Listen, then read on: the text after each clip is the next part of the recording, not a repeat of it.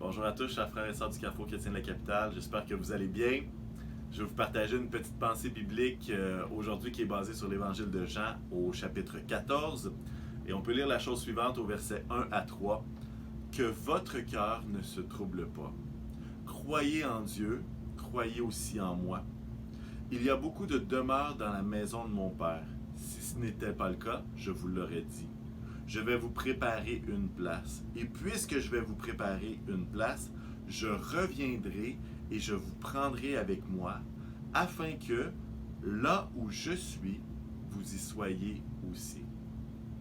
Quelle parole merveilleuse, un texte merveilleux des évangiles, des paroles rassurantes de Jésus, qui ont été rassurantes pour les disciples au moment où Jésus les a prononcées, mais qui sont également rassurantes pour nous aujourd'hui.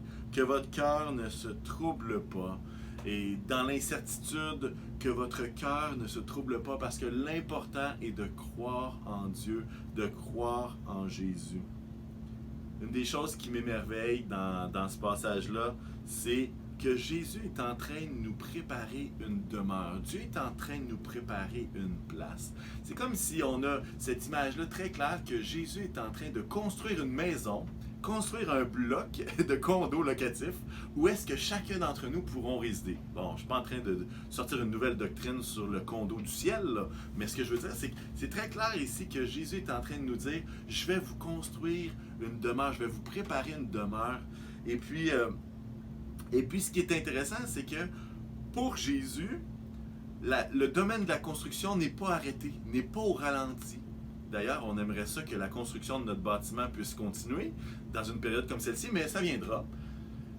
Jésus considère la construction d'une demeure pour que nous y soyons comme un service essentiel. Et ça devrait nous rassurer parce que Jésus veut, et l'encouragement réel de ce passage-là, en tout cas, ce qui me touche le plus personnellement, c'est quand Jésus va dire, je fais tout ça, je fais une maison, je suis en train de construire une demeure, je suis en train de vous préparer un endroit. Et la motivation et l'encouragement pour moi, c'est afin que là où Jésus est, là où je suis, vous y soyez aussi. Et que moi, j'y suis aussi. Il va donner une parole de réconfort aussi. Je vais revenir vous chercher pour vous amener à cet endroit-là où je vous prépare une place. Et dans toute cette construction, dans toute cette préparation, on sent que Jésus ne cherche pas à avoir 5 millions de fans ou des milliards de fans. Il est intéressé à être au même endroit où est-ce que nous allons y être. Et en arrière-plan de cette scène-là, cette image-là de Jésus, il y a cette anticipation du plaisir qu'il va y avoir à être tous ensemble. Je ne sais pas, la période de confinement dans laquelle on est, peut-être nous permet de mieux comprendre.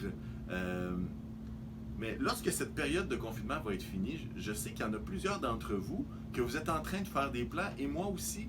L'idée de dire, hey, ça va être le fun, on va être capable d'inviter des amis à souper, de partager du bon temps avec la famille en direct, là, les uns avec les autres. Et pour ma part, c'est clair que je planifie un beau barbecue au charbon, là, avec des gens qui sauront l'apprécier, évidemment. Mais Jésus est dans la même anticipation où est-ce qu'il a hâte qu'on puisse être ensemble et se réjouir ensemble. Et je trouve ça tellement merveilleux, ce passage-là. Jésus, dans la même discussion, quelques versets plus tard, au verset 6, va dire « Je suis le chemin, la vérité et la vie. Nul ne vient au Père qu'en passant par moi. » Intéressant de voir la motivation de Jésus. Jésus veut être avec nous. C'est lui qui est le chemin, c'est lui qui est la vérité, c'est lui qui est la vie. Mes amis, on a en Jésus un sauveur merveilleux. Et puis, j'ai une bonne nouvelle pour vous. La bonne nouvelle, c'est que je respecte peut-être pas exactement la distanciation. Avec vous à l'écran, j'ai 60 pouces d'écart. Mais j'ai une bonne nouvelle pour vous. La nouvelle, c'est que Jésus veut être proche, veut être très proche. Il veut se rapprocher de nous. Il ne veut pas être confiné dans le sens d'être éloigné, mais au contraire, il veut être proche de chacun de nous. Et c'est cet espoir-là qui peut nous dire, mon cœur ne se trouble pas parce que Jésus veut être proche de moi et non seulement ça, il me prépare une place. Alors sur ça, je vous encourage vraiment à continuer de réfléchir, continuer de prier, continuer d'explorer des textes de la parole comme ça qui peuvent nous faire réfléchir.